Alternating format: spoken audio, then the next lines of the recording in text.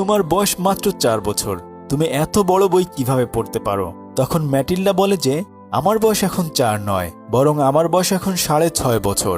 আর এতদিনে তার স্কুলে থাকার কথা ছিল, কিন্তু তার বাবা রেগে গিয়ে তার বইগুলো তখন ছুঁড়ে ফেলে দেয়।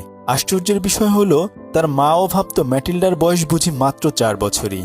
ম্যাটিল্ডা স্কুলে যাওয়ার বায়না ধরলে তার বাবা তাকে পরিষ্কার মানা করে দেয়।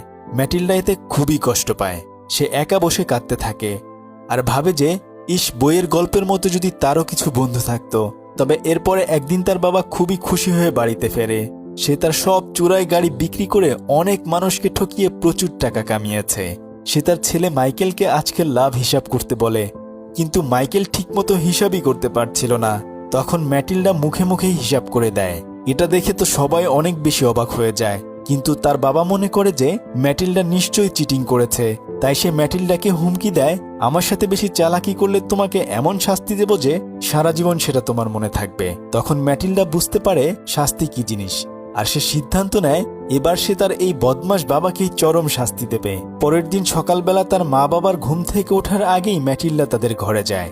সে তার বাবার হেয়ার অয়েলের বোতল খালি করে সেখানে তার মায়ের চুল সোনালি করার রং রেখে দেয়। তার বাবা প্রতিদিনের মতো স্টাইল করে সেই তেল চুলে মেখে নেয়, কিন্তু বাথরুম থেকে বের হওয়ার পর দেখে যে তার বাবার চুল একদমই হলুদ হয়ে গেছে।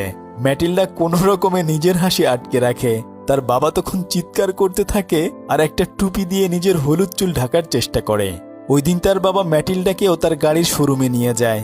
সেখানে সে ম্যাটিল্ডাকে শেখাচ্ছিল কিভাবে নষ্ট গাড়ির পার্টস আঠা লাগিয়ে কাস্টমারদেরকে বোকা বানাতে হয়।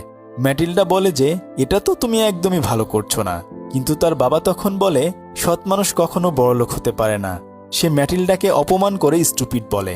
এতে ম্যাটিল্ডা খুবই রেগে যায় আর তার বাবার টুপিটাতে সুপার গ্লু লাগিয়ে দেয়। পরে রেস্টুরেন্টে গিয়ে তার বাবা সেই টুপি আর খুলতে পারে না। টান দিলে তার চুল ছিঁড়ে যেতে থাকে আর সবার সামনে সে চরমভাবে অপমানিত হয়। সেদিন রাতের বেলা বাড়িতে ফিরে সবাই টিভিতে একটা ফালতু প্রোগ্রাম দেখছিল। ম্যাটিল্ডা তখন বই